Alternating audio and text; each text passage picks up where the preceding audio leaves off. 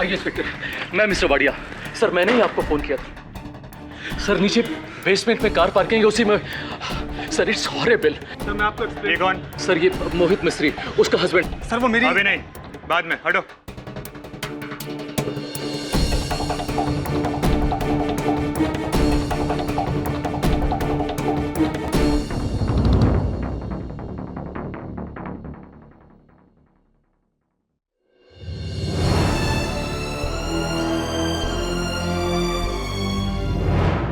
Sir वो parking. चलो।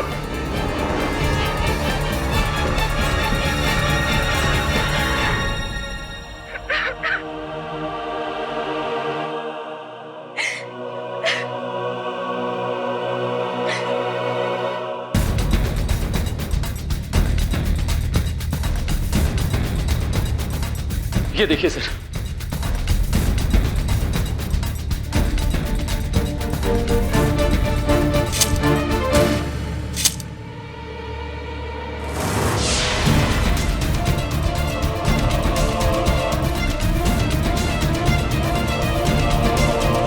इधर आओ।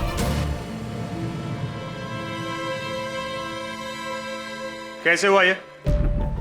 सर वो मेरी वाइफ की कार एक्चुअली। तो तुम नहीं, तुम्हारे बीवी से बात करनी है। जी। स्टीयरिंग पे वही थी ना? जी सर। क्या नाम है उसका? जी कीर्ति मिस्त्री।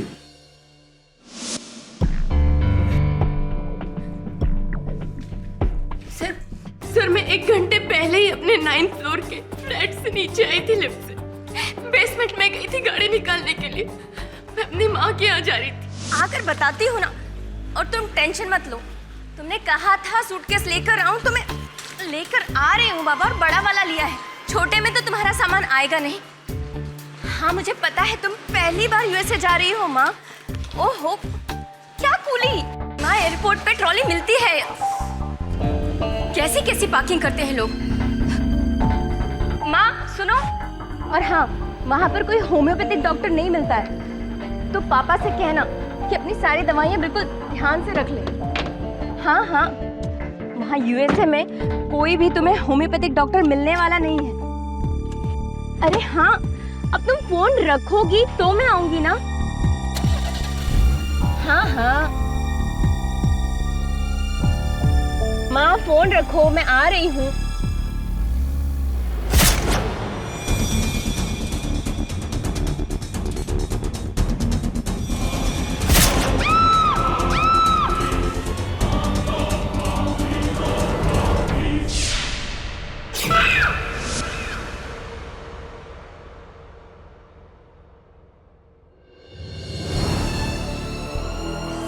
मैं सच में नहीं जानती कि रिंकू मेरी गाड़ी के पीछे कब कहाँ से आ गई। मैंने सच में नहीं देखा सर, मैंने सच में नहीं देखा। कैसे देखोगी आप? आपने बहुत ही गैर जिम्मेदाराना हरकत की है मिसेस मिस्त्री। देखिए सर, हम मानते हैं कि गलती हमारी है, लेकिन रिंकू क्या कर रही थी कार पार्किंग में? और वैसे भी इस वक्त तो वो हमारे बच्चों को स्कूल से लेने जाती है, और इस वक्त तो पूरा कार पार्किंग खाली रहता है। ये रिंकू क्या करती थी? सर वो हमारे घर में मेड है। वो ऐसे जो कुछ भी हुआ है आप ही की वजह से हुआ है। तहकीकात तो होगी। आप पुलिस स्टेशन चलिए।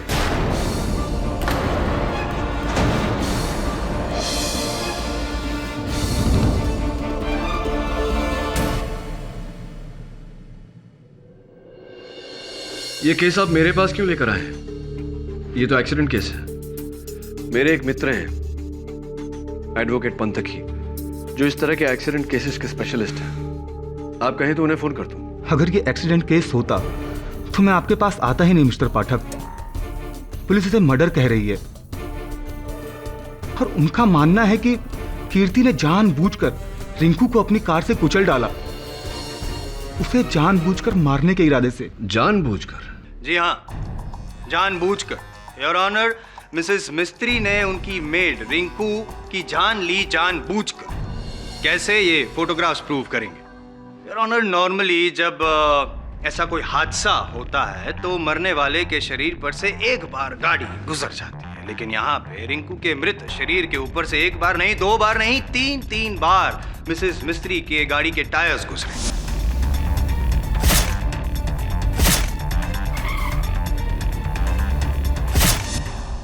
हुआ यूं कि मिसेस मिस्त्री ने पहली बार रिंकू को कुचला और फिर गाड़ी को रिवर्स गियर में डाला और एक बार कुचला, लेकिन फिर भी जब उनको संतोष नहीं हुआ, वो पक्का करना चाहती थी कि रिंकू मरी है या नहीं, वरना अगर वो जिंदा रह जाती तो आप है ना, इसीलिए तीसरी बार और आखिरी बार भी आपने रिंकू को कुचला और रिंकू ने आखिरी सांस ली। फॉरेंसिक्स रिपोर्ट का ये कहना है योर ऑनर के तीनों मर्तबा जो टायर्स के निशान पाए गए हैं वो मिसेस मिस्त्री की गाड़ी के ही हैं।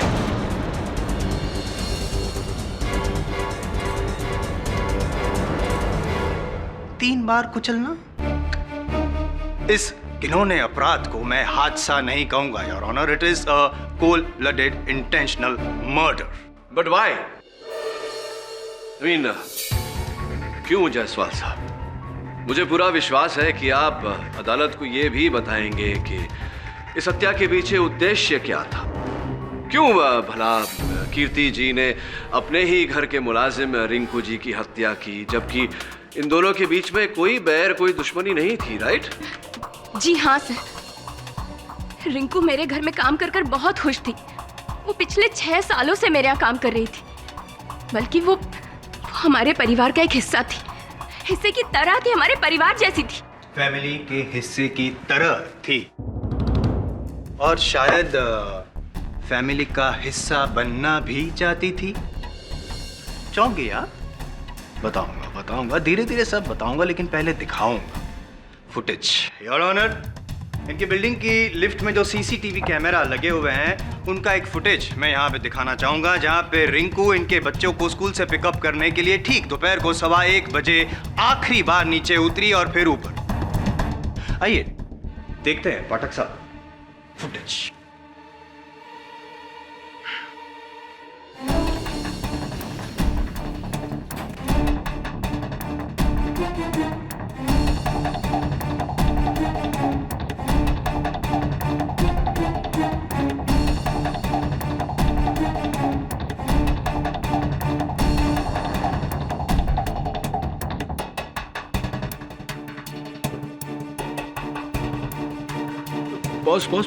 पॉज। योर ऑनर, मैं मिस्टर वाडिया को कटघरे में बुलाने की अनुमति चाहता। इजाजत है। ये वीडियो देखा आपने मिस्टर वाडिया? जी। आप ही थे रिंकू के साथ लिफ्ट में? जी हाँ। मैंने देखा कि जब आप रिंकू से बात कर रहे थे, डर रही थी, घबरा रही थी, और फिर विशेषकर यहाँ वो देखिए, जब आपने रिंकू को काट देने का प्रयास किया तब वो एकदम से डर के पीछे हटी।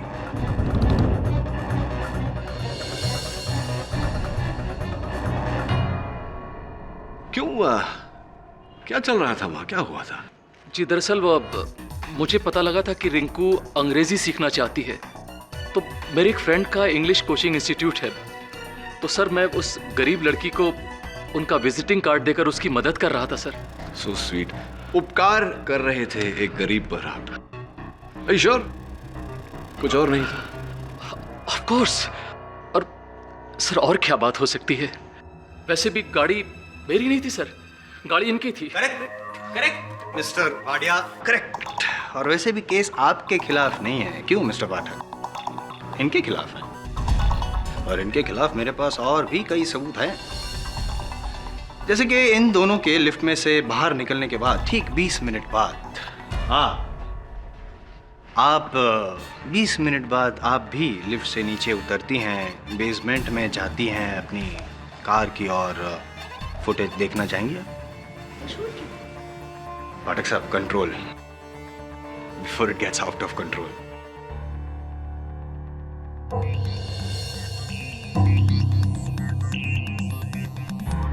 फुटेज में आपके हाथ में सूटकेस है। जी है। नहीं, क्यों है? दरअसल मेरी माँ मेरी बहन के यहाँ यूएसए जा रही हैं। मैंने अपने बयान में पहले भी कहा है कि उन्होंने मुझसे सूटकेस मांगा था, बस वही देने जा रही थी। नहीं, नहीं, सही बात है। मदद तो करनी चाहिए, बेटी तो माँ की मदद करेगी ही ना। तो जाहिर सी बात है ये बैग तो खाली हो। हाँ खाली था। अच्छा अच्छा, ऐसा क्यों लग रहा है इस फुटेज में कि आप बैग को घसीटते हुए जो लेके जा रही है, वो बैग भरा हुआ है, ऐसा क्यों लगता है? अक्सर तौर पे खाली बैग को तो यूं आराम से उठा के लेके जाता है इंसान। मेरी दीदी ने यहाँ पर कुछ सलवार सूट बनवाए थे, माँ वही लेकर जा रही थी, वही थे उसके अंदर। अभी अभी आपने कहा कि बैग खाली थी, अब कह रहे हैं कि... देखिए वकील साहब, सूटकेस खाली था या भरा था, इससे क्या साबित होता है? बहुत कुछ साबित होता है। एक औरत गुस्से में निकलती है, वहां पे कार पार्क की ओर जाती है, बैग लेकर रोते हुए देखा आपने, रो रही थी आप। आमतौर पे रियल लाइफ में कोई ग्लिसरीन यूज नहीं करता, आप रो रही थी कि नहीं? I object your honour. इस बात का रिंकू की हत्या के साथ कोई संबंध नहीं। संबंध है, इसीलिए पूछ रहा हूं। Your honour please. Overruled. You may proceed, Mr. Jaiswal. Thank you. Mrs Kirti, असल में आप अपना घर छोड़कर जा रही थी अपने माँ के घर। मैं नहीं, माँ के घर जा रही थी। और आपकी माँ तो 3 महीने बाद यूएस जाने वाली है, तो अभी से आप बैग लेकर क्यों?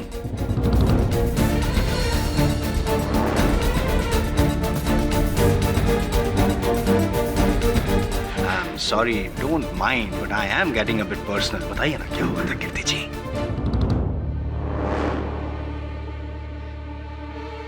जी हाँ, झगड़ा हुआ था।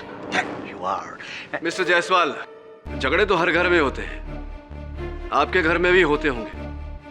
अब पत्नी का रूठ कर मायके जाना और रिंकू की हत्या होना, ये दोनों अलग अलग बातें हैं, नहीं लगता आपको ऐसा? Please don't doubt my intentions mister Pathak. आप कहना क्या चाहते हैं मिस्टर जायसवाल? आपका इशारा किस ओर है? योर ऑनर, मेरा इशारा किस ओर है और मेरा इरादा क्या है अभी साफ हो जाएगा मेरी अगली गवाह के साथ, मिस एलिस। साहब, मेरा नाम एलिस है। मैं उसी बिल्डिंग में मिस्टर और मिसेस जागीरदार के घर पर काम करती हूँ। रिंकू मेरी बहुत अच्छी दोस्त थी। रोज शाम को बच्चों को लेके हम गार्डन में मिला करते थे, काफ़ी गपशप किया करते थे। लेकिन उसकी मौत के 2 दिन पहले रिंकू ने मुझसे बहुत अजीब बात की थी।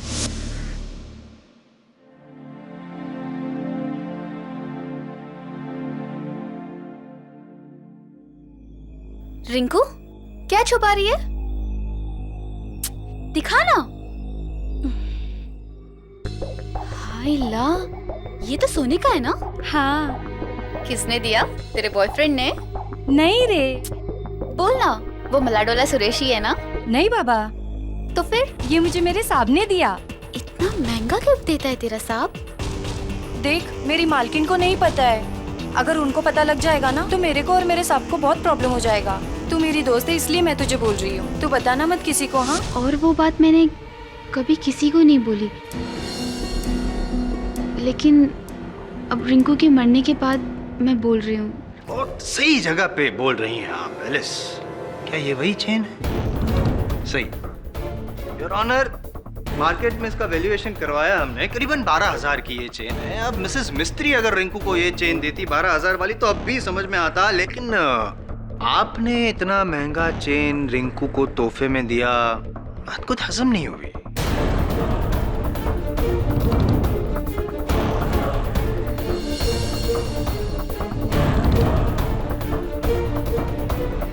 क्या इस बात पे रोशनी डाल सकते हैं मिस्टर मिस्त्री, मोहित मिस्त्री? आपकी मेड रिंकू की उंगलियों के नाखून में से कुछ मिला है। फॉरेंसिक का ये कहना है कि उनकी उंगलियों के नाखून में से किसी मर्द की चमड़ी के अंश मिले हैं। जाहिर सी बात है कि मरने से पहले किसी मर्द के साथ उनका जिस्मानी संबंध हुआ होगा।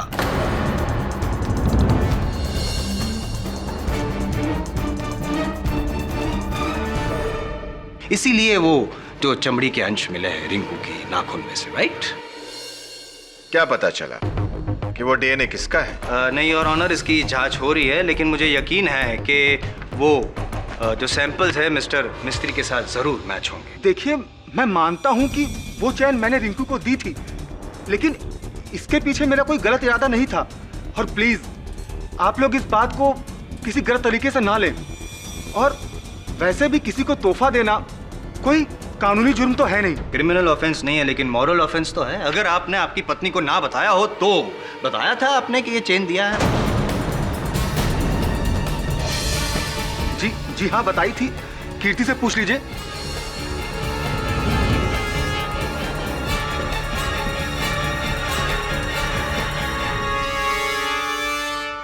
जी हाँ वकील साहब, मोहित ने मुझे ये बात बताई थी और आप सब लोगों को गलतफहमी हुई है कि मोहित और रिंकू का कोई अफेयर था। इनफैक्ट ये चेन तो मैंने ही रिंकू के लिए सिलेक्ट की थी। हाँ। अच्छा, करेक्ट। दोनों को पता था, आपको भी पता था, तो एलिस ने क्यों अभी कहा कि ये बात आपको ना बताए वरना गजब हो जाएगा?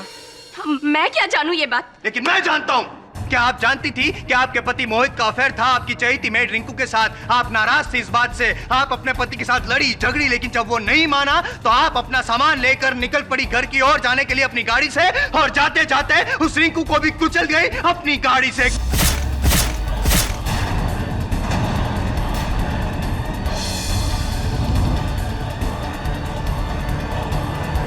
कम ऑन मिसेस कीर्ति, दुनिया में किसी भी औरत को यह बर्दाश्त नहीं हो सकता कि उसका घर, उसका पति, उसका परिवार उसके लिए सबसे महत्वपूर्ण होता है और कोई भी उसे ठेस पहुंचाए। यह बात सही है कि आपने भी बर्दाश्त नहीं किया, लेकिन आपने रिंकू को मार डाला। यहां पे आप गलत थी।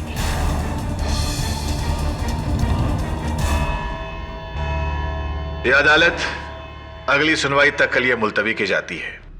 क्या लगता है सर, मोहित का अफेयर उसकी मेड रिंकू के साथ था? पता नहीं वरुण, लेकिन रिंकू को लेकर कोई तो बात है जो मिस्टर और मिसेस मिस्त्री हमसे छिपा रहे हैं। पुलिस और प्रोसिक्यूशन को पता चले उससे पहले हमें पता लगाना होगा। पर कैसे सर? जन्मदिन पर तोहफे के रूप में 12,000 की चेन, ये तोहफा है या कुछ और? लगता है मोहित मिस्त्री की जेब टटोलनी पड़ेगी।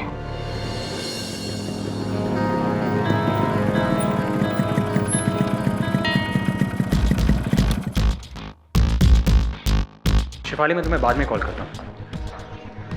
अरे कॉल कर रहा हूँ बाबा। शिफाली, मैं लिफ्ट में दाखिल होने वाला हूँ, सिग्नल वैसे ही कट जाएगा। ट्राई एंड अंडरस्टैंड बाबा। हाँ, मैं कर रहा हूँ। आप तो मिस्टर केडी पाठक के साथ काम करते हैं ना? जी हाँ, मेरा नाम वरुण है। अच्छी। मिस्टर मिस्त्री से मिलने आया रिंकू की डेथ के सिलसिले में।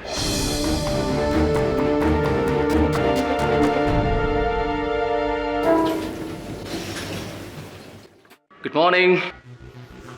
Nice dress. अब फोन कॉल।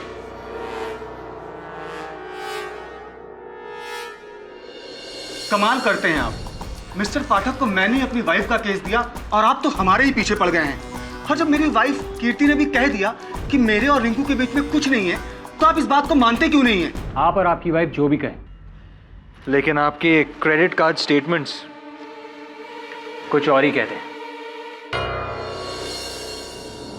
12,000 की सोने की चेन तो आपने खरीदी, उसके साथ ही हर महीने 5 दिन आप यहाँ से 2 किलोमीटर दूर होटल डेल स्टार में एक कमरा बुक करते थे मिस्टर और मिसेस सेठी के नाम पर। ये मिसेस सेठी रिंकू ही थी ना? देखिए, आपको मेरे जाती मामले में दखल नहीं देना चाहिए था। मिस्टर मिस्त्री, अगर आप अपनी वाइफ को छुड़ाना चाहते हैं तो इन जाती बातों को बाहर आना ही होगा। देखिए, केडी से ये सबूत अदालत में भी रख सकते थे, लेकिन उन्होंने मुझे पहले आपके पास भेजा, ये जानने के लिए कि सच क्या है। सच? जी हाँ, सच। इसलिए प्लीज सच बोलिए।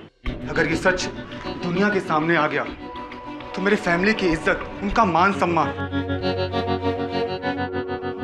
ठीक है, अगर आप सच जानना ही चाहते हैं तो सुनिए, प्रोसिक्यूशन जो कह रहा है वो सही है। कीर्ति मेरे अफेयर के बारे में जान गई थी। रिंकू और आपका? नहीं, रिंकू नहीं। मेरा अफेयर तो मेरी पुरानी गर्लफ्रेंड निशा के साथ में था। और ये क्रेडिट कार्ड के बिल्स, होटल की डिटेल्स जो आप मुझे दिखा रहे हैं, ये सब उसी के साथ होने का नतीजा है। तो फिर रिंकू? रिंकू मेरे अफेयर के बारे में जानती थी, या यूँ कह लीजिए कि वो मेरी हमराज थी। वैसे मैं पेशे से एक राइटर हूँ, अपना सारा काम घर पे ही करता हूँ। तो मेरी वाइफ कीर्ति ऑफिस जाती है, तो जब मेरी वाइफ कीर्ति ऑफिस जाती थी तो अक्सर मैं चोरी छिपे अपनी गर्लफ्रेंड निशा से मिलने चला जाता था।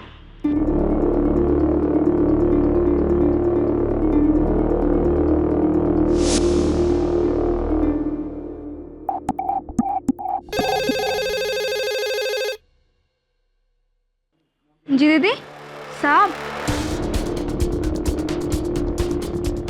तो घर पे ही है, कुछ काम कर रहे हैं, बोला है डिस्टर्ब नहीं करने को।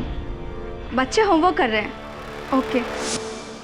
तो वो सोने की चेन उसके हमराज होने की कीमत थी। एग्जैक्टली।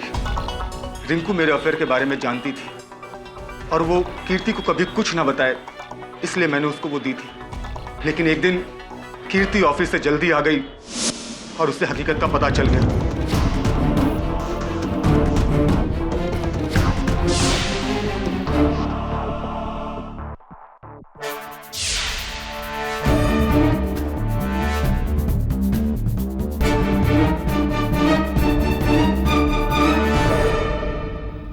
तुम समझ क्यों नहीं रही हो? मैं घर आ रही हूँ बस। नहीं, मोहित ने जो किया है उसके बाद मैं उसके पास एक पल भी नहीं रह सकती। वो तुम्हारे समझाने से भी नहीं समझेगा। तुम देखो माँ, तुम मुझे अभी कुछ भी मत बोलो। नहीं माँ, मोहित ने मेरा दिल तोड़ा है, मेरा घर तोड़ा है। मैं अब यहाँ नहीं रहूंगी, मैं आ रही हूँ माँ। क्यों रुकूं मैं जब वो समझना ही नहीं चाहता? नहीं माँ, मैं आ रही हूँ, बोला ना। क्यों? वो मेरा भी घर है, मैं बस आ रही हूँ। बाय।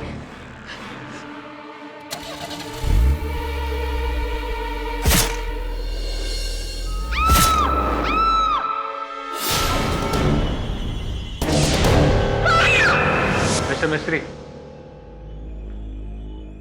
आप 100% श्योर हैं आपकी पत्नी ने रिंकू को नहीं मारा? 100%।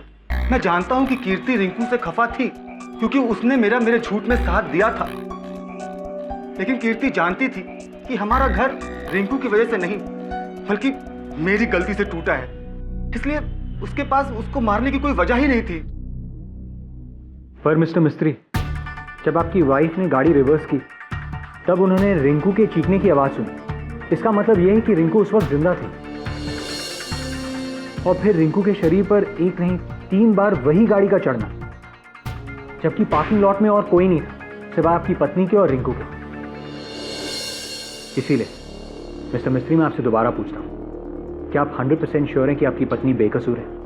अगर कहीं ऐसा कुछ हुआ तो मैं क्या करूंगा? ओह माय गॉड, ये क्या हो गया? मेरे किए की सजा मेरी कीर्ति को मिल रही है।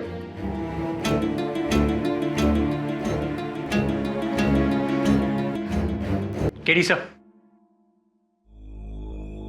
रिंकू के बारे में यह पता चला है कि वो ज्यादातर मिसेस मिस्त्री के फ्लैट में ही रहती थी।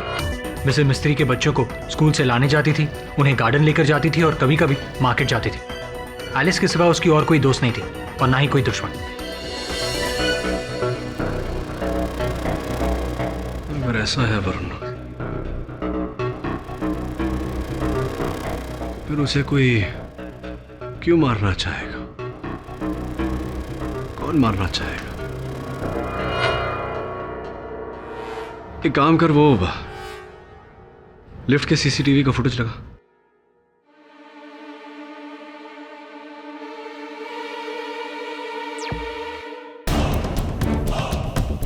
सर, मुझे इस वाडिया पर शक है। सुना है ठरकी टाइप का है। वाडिया अपनी निजी जिंदगी में जो भी हो, सच तो ये है कि मैं गाड़ी इसकी थी ना, ये उस गाड़ी में था। पॉज कर एक मिनट। पहले वो क्लिप चला जहां मिसेस मिस्त्री नीचे आती है। Ready? Play.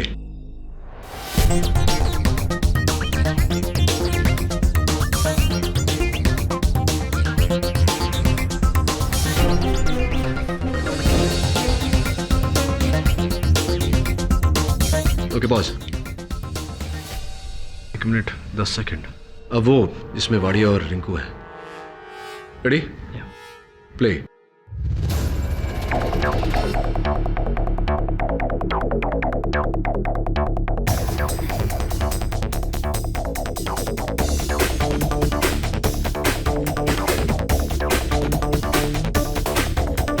Pause. 1 minute 22 second. कुछ तो गड़बड़ है वरुण। जब मिसेस मिस्त्री 9 माले से नीचे आई बेसमेंट तक, यानी कि 9 माला और 1 माला बेसमेंट का 10 माले, यानी कि 10 माले का सफर तय करने में उन्हें पूरा 1 मिनट लगा। पर माला 6 सेकंड, 6 सेकंड्स पर फ्लोर। लेकिन जब रिंकू नीचे उतरी उस समय भी लिफ्ट 10 सेकंड के लिए ही रुका था। तो फिर रिंकू को यह सफर तय करने में 1 मिनट 22 सेकंड क्यों लगे? सर ये कैसे मुमकिन है?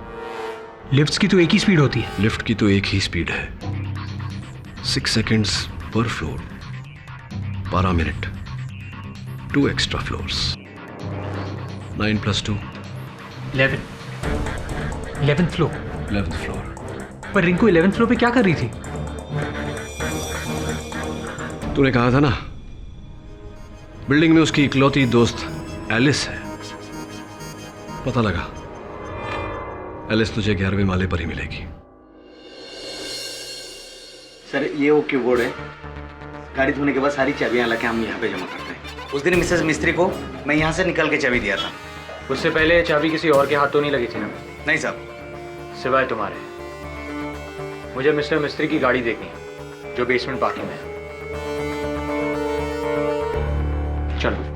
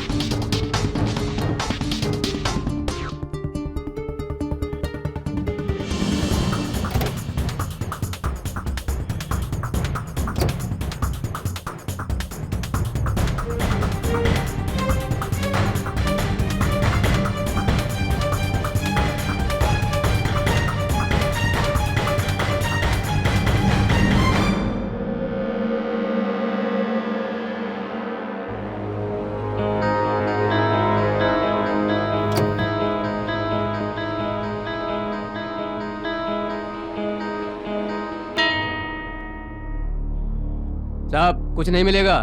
पुलिस 2 बार चेक करके जा चुकी है। मिसेज मिस्त्री के निशान के सिवाय कुछ नहीं मिलेगा। हाँ फिर तो तुम्हारा निशान भी नहीं मिलेगा। अरे मैं बहाना नहीं बना रहा, मैं सच में कह रहा हूँ लिफ्ट है। अरे शिफाली मैं क्यों नहीं तुमसे बात करना चाहूंगा। शिफाली मैं तुमसे बाद में बात करता हूँ। Bye bye bye bye bye.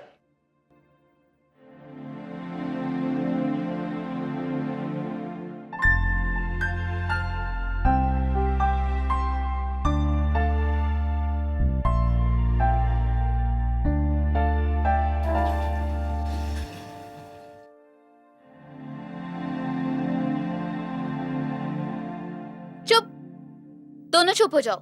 अगर मस्ती करोगे तो आइसक्रीम नहीं मिलेगी। तुम एलिस हो ना, रिंकू की दोस्त? जी, आप मिस्टर मिस्त्री के घर आए ना उनसे मिलने?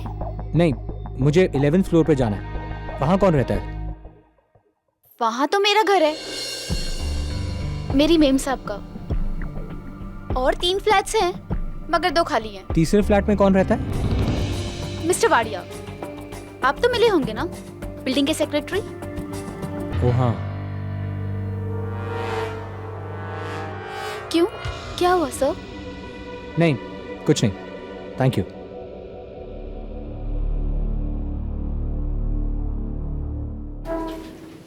चलो बाय बाय।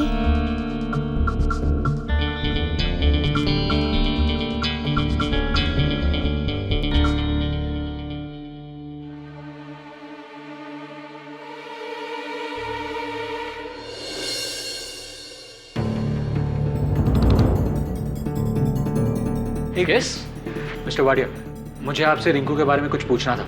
मुझे जो कुछ कहना था मैं कोर्ट में कह चुका हूँ। देखिए मुझे कुछ और पूछना। जल्दी आओ ना। हे, मैं अभी बिजी हूँ, गुड बाय। अरे सुन,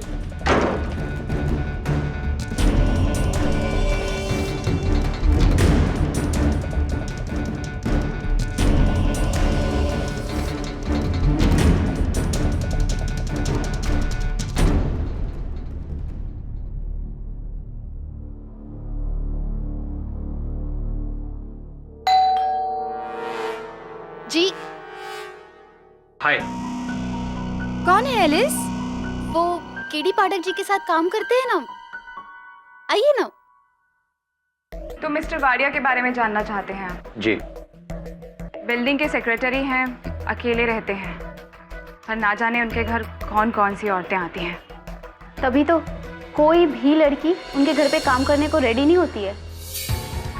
बदतमीज है बुढ़ा, कभी एक को छेड़ता है तो कभी दूसरे को। नॉनसेंस है, डर्टी मैन। अरे रिंकू के पीछे तो हाथ धो के पड़ा हुआ था। वो तो हमेशा किसी न किसी कोशिश से वो चाहता था कि वो उसके घर पे आ जाए।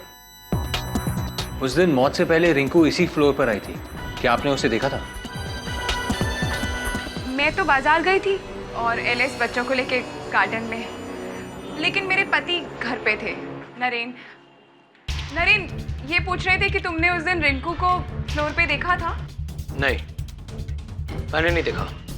आप एक काम कीजिए ना, जाकर उस वाडिया से पूछिए, अक्सर बुलाता रहता है वो उसको।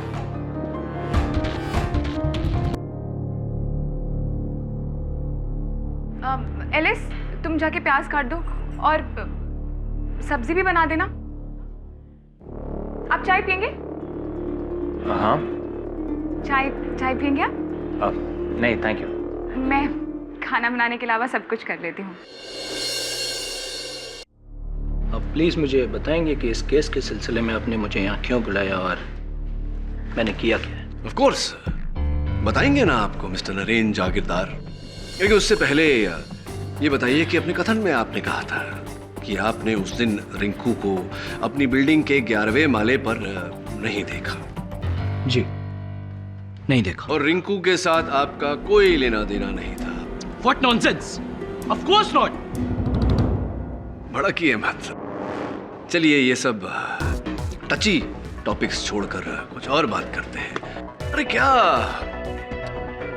जिस दिन रिंकू की हत्या हुई क्या पक रहा था लंच में आपके घर में? क्या बकवास सवाल पूछ रहे हैं आप मुझसे? बेतुका लगता है पाठक साहब, भूख लगे आपको हैं? वरना ऐसे सवाल ना करते। आप लंच का मेन्यू और मर्डर का क्या लेना देना? योर ऑनर, अगर प्रोसिक्यूटर साहब थोड़ा सा धीरज धरे तो अर्थ सामने आ जाएगा।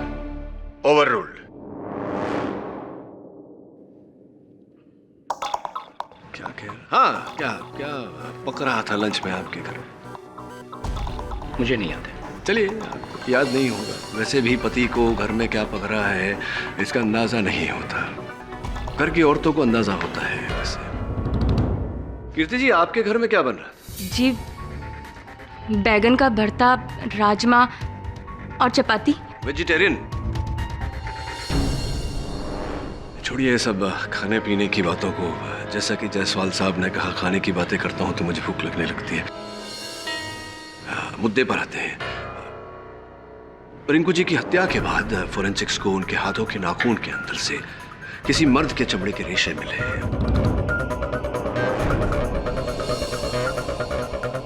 स्पष्ट है कि हमने उन रेशों का डीएनए टेस्ट करवाया तो पता चला कि वो रेशे ना तो मिस्टर वाडिया से मैच हो पाए, ना ही मिस्टर मिस्त्री से। मैं आपसे पूछना चाहूंगा मिस्टर जागीरदार, क्या लगता है आपके अनुमान से किसके साथ मैच हुए होंगे वो रेशे?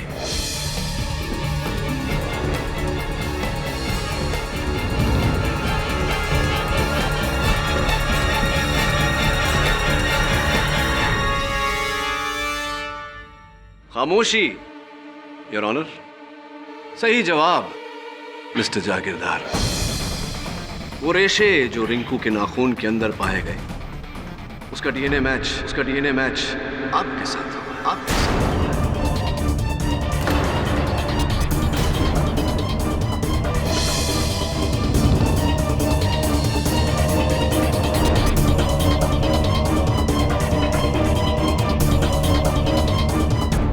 कहना चाहते हैं इस बारे में आप? कैसे पहुंचे आपके रेशे रिंकू के नाखून के अंदर? मेरे और रिंकू के बीच में नाजायज संबंध थे।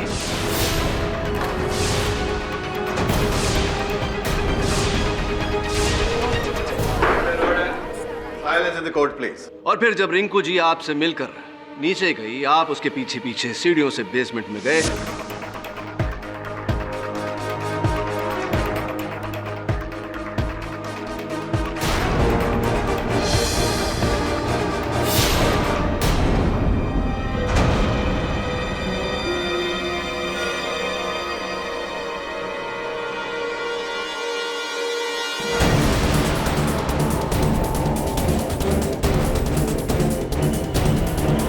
आपने कीर्ति जी की गाड़ी ली, 2 बार ठोकर मारी रिंकू को, उसे कुचला गाड़ी के नीचे।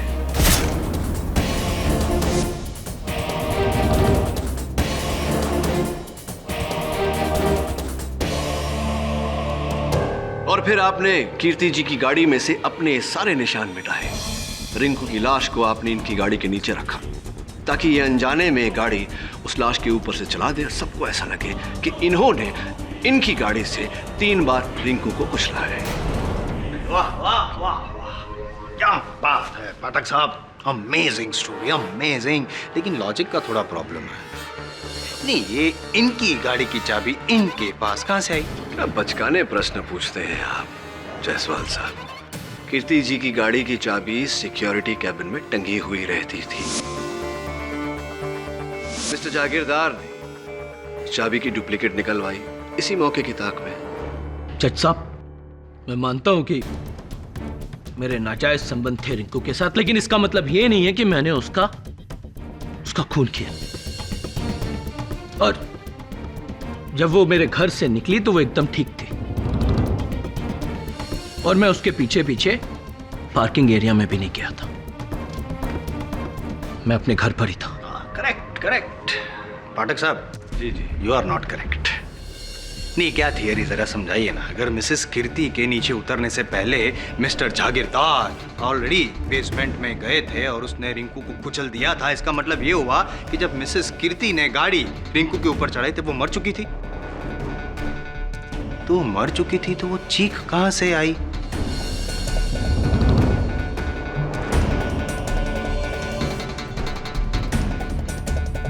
मुर्दे बोला करते हैं, that is an old saying. Now let's come back into reality. लाशें बोलती नहीं है। इसका मतलब यह हुआ कि जब गाड़ी मिसेस कीर्ति ने रिंकू के ऊपर चढ़ाई तब वो जिंदा थी और तभी मरी जब इन्होंने गाड़ी ऊपर चढ़ाई।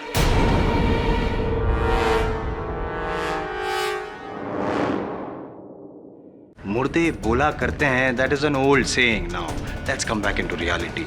लाशें बोलती नहीं है। इसका मतलब यह हुआ कि जब गाड़ी मिसेस कीर्ति ने रिंकू के ऊपर चढ़ाई तब वो जिंदा थी और तभी मरी जब इन्होंने गाड़ी ऊपर चढ़ाई। सिंपल। Actually simple. ये जायसवाल साहब, आप आजकल बहुत ही अक्लमंद बुद्धिमानी की बातें करने लगे हैं। कहीं संगत का असर तो नहीं हो रहा? वो जो चीख कीर्ति जी ने सुनी थी वो रिंकू की नहीं थी, क्योंकि रिंकू मर चुकी थी।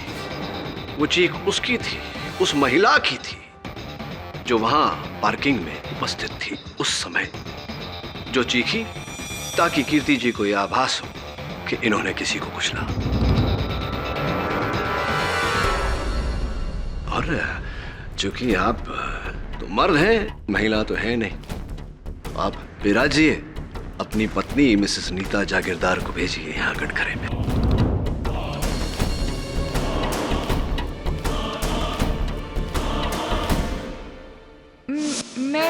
मैं तो बाजार गई थी और उस वक्त मैं बिल्डिंग में नहीं थी। और वैसे भी मैं रिंकू को क्यों मारूंगी?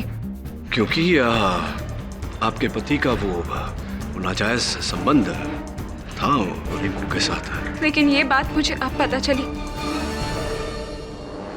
नरेन, मुझे तुमसे ये उम्मीद नहीं थी। अब पता चला एलिस मुझे क्यों बोलती थी कि आप घर पर ही रहा करो ताकि मैं तुम्हारी करतूतों पर नजर रख सकूं। I hate you, Naren. I hate you। मुझे तुमसे ये उम्मीद नहीं थी। देखिए मैडम, ये घरेलू झगड़े घर में ही हो तो अच्छा है। एक बात बताइए, क्या लगता है आपको, एलिस को ये बात पता होगा? एलिस के पास ये जानकारी रही होगी कि आपके पति का रिंकू के साथ संबंध था? हो सकता है, शायद पता हो। राइट। क्या पका था आपके घर में उस दिन? जी, रावस मछली बनाई थी। मछली सही। और जहाँ तक मेरी जानकारी है, आप खाना पकाने में ज़्यादा दिलचस्पी नहीं है। इनफैक्ट आपको खाना पकाना आता ही नहीं। जी हाँ, एलिस ने ही बनाई थी। राइट। और वो मछली धोना, काटना, ये सब काम भी? ये क्या हो रहा है? ये अदालत है या कुकरी शो? योर ऑनर, ये कुकरी शो नहीं, क्रुकरी शो है वो। और ये मैं कुछ ही क्षणों में साबित भी कर दूंगा। मैं एलिस जी को कटघरे में बुलाने की अनुमति चाहता हूँ, योर ऑनर। इजाजत है। एलिस जी, क्या आप मिस्टर जागीरदार और नहीं, मुझे पता नहीं था, पर हाँ शक जरूर था कि मेरे साहब का किसी के साथ चक्कर है। पर रिंकू, ये मैंने एक सपने में भी नहीं सोचा था। मैंने भी सपने में नहीं सोचा था एलिस जी कि आप इतनी हाजिर जवाब होंगी कि मेरे प्रश्न पूछने से पहले ही उत्तर दे देंगे। चलिए, आपकी बात मान लेते हैं। क्या बनाया था आपने उस दिन? रावस मछली आप ही ने बनाया? जी। धोया भी आप ही ने था, काटा भी आप ही ने था उस मछली? जी। एलिस जी, क्षमा चाहता हूँ इस निवेदन के लिए। क्या मैं आपके हाथ सूंघ सकता हूँ? जी। चूमना नहीं, सिर्फ सूंघना है। जी।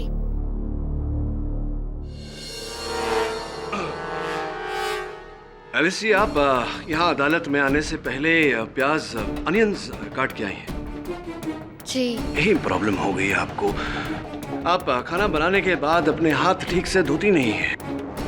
जो आपने पकाया है उसकी बू आपके हाथों में रह जाती है। ऐसा ही हुआ उस दिन भी। रिंकू को मारने के बाद आपने कीर्ति जी की गाड़ी में से हर निशान मिटा दिया, किंतु आपके हाथों में जो रावस मछली की बू थी वो इनके स्टीयरिंग पे रह गई, और अब भी इनके स्टीयरिंग पे रावस मछली की बू आ रही है।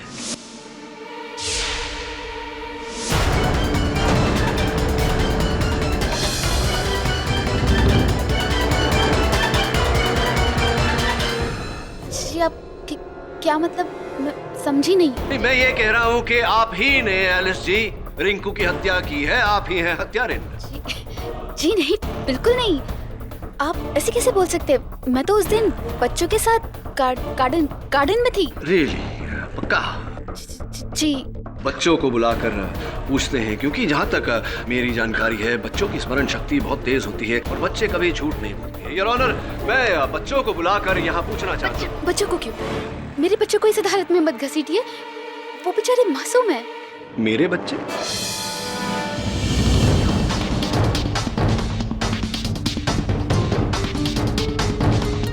मेरा घर, अपना घर, अपना परिवार। पहले से ही आप अपने आप को जागीरदार परिवार का हिस्सा मानती आई है, और अपने इस परिवार की प्रतिष्ठा बनाए रखने के लिए जिसे रिंकू के कारण ठेस पहुंची थी, आपने पहले रिंकू को समझाने की कोशिश की, लेकिन वो नहीं मानी। तब आपने ये प्लान बनाया। आप बच्चों को लेकर गई गार्डन में, किसी के सहारे छोड़ा। जो डुप्लीकेट चाबी आपने कीर्ति जी की गाड़ी की बनवाई थी उसे लेकर गई आप पार्किंग में। रिंकू के आने का इंतजार किया, और रिंकू के नीचे आते ही आपने उसे गाड़ी के नीचे कुचल दिया। आप मना कर सकती हैं मेरी बात को, लेकिन इसका अर्थ ये होगा कि अगर ये कांड आपने नहीं किया तो ये कांड आपकी मेम साहब नीता जाए। नहीं, नीता मैडम बेकसूर है। मैं नहीं मारा रिंकू, नहीं मारा।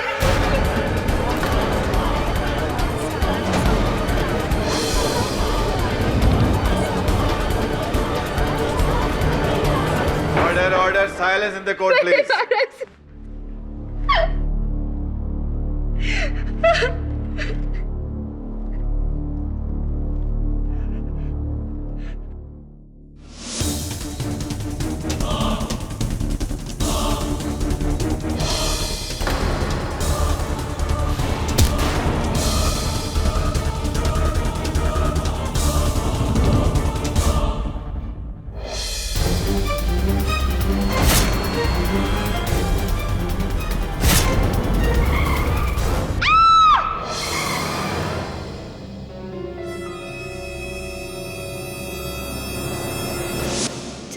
जसवाल साहब ने कहा था कि औरत के लिए सब कुछ उसका घर परिवार होता है, और नीता मैडम मेरा घर है, मेरा परिवार है। जो उन्हें तोड़ने की कोशिश करेगा मैं उन्हें नहीं छोड़ूंगी। ये बात मैंने रिंकू को समझाया था, लेकिन वो ये चीज समझने को राजी ही नहीं थी। उसको सबक सिखाने के लिए कि जब उसका घर टूटेगा तो उसे कैसा लगेगा, इसलिए मैंने ये सारा चीज किया। और इसीलिए आपने मिस्टर और मिसेस मिस्त्री को शिकार बनाया। कसूर मेरा नहीं था, कसूर रिंकू का था। अगर वो मेरे परिवार को नुकसान नहीं पहुंचाती तो मैं शायद कभी नहीं करती।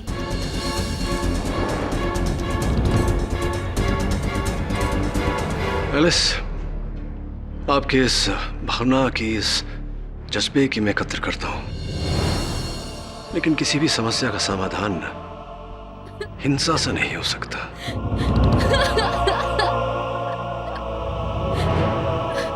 Alice, my case, Your Honor. यह अदालत एलिस डिसिल्वा को रिंकू सन्याल के कत्ल में दोषी पाते हुए हिरासत में लेने का हुक्म देती है और कीर्ति मिस्त्री को इस मुकदमे से बाइज्जत बरी करती है। The case is closed. Pathak साहब, अब क्या है यार? क्या पकाया है आपने यार? हाँ। नहीं, इस कच्चे केस को पकाया, जीत गए आप। Congratulation sir. कंग्रेचुलेशंस तो मुझे तुम्हें कहना चाहिए। मुझे? हाँ, तुम्हारे उस मछली के मुंह के कारण मैं सत्य तक पहुंच पाया हूं। वेल डन मालूम। Thank you sir. कभी कभी बच्चा भी अच्छा काम कर जाता है।